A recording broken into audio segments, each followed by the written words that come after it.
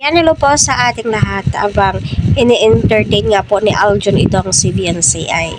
My God, na makikita mo po talaga na willing na makinig itong si VNC. Pero nung dumating itong si Kalingap Edo, ayan na, pansin po natin na medyo naiilang nga po itong si VNC. Ayan, diba? So, para sa akin, no, swak na swak po ang kanilang tandem. Iba po yung chemistry po nila, no? Same as Jumar at kay Carla. Si Carla nung una is ganito din po, shy type. Pero habang tumatagal ay nahahasa, nagbuboost po yung mahiyain. Oh my God, kinikilig, napaka-cute po niya, no? No, so napakaganda po ni Beyonce. No, napakatangos ng ilong. So, tignan mo naman po si Kalingap Ed. Siya pa po yung mag-a-adjust dito. Nang pulo, panoorin po natin. No? So, napaka-cute po ni Beyonce. Nagkilig. Ito po ay pang pag-good vibes lamang po. Ano? Oh. Ikaw naman magsaram. Salamat po. Salamat po. Salamat lang. Ano, pagkano mo? Chicheria. Ito, may pang tinapay na kayo sa New Year. Ito ay charan, toothpaste, Palmolive, shampoo, sabon. Bago ito kay Arjun. Sa'yo ito lahat dapat eh.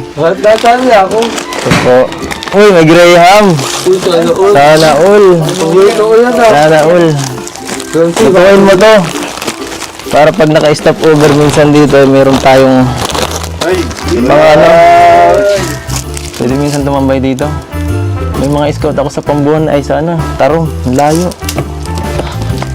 Kailangan ko ng merindalan.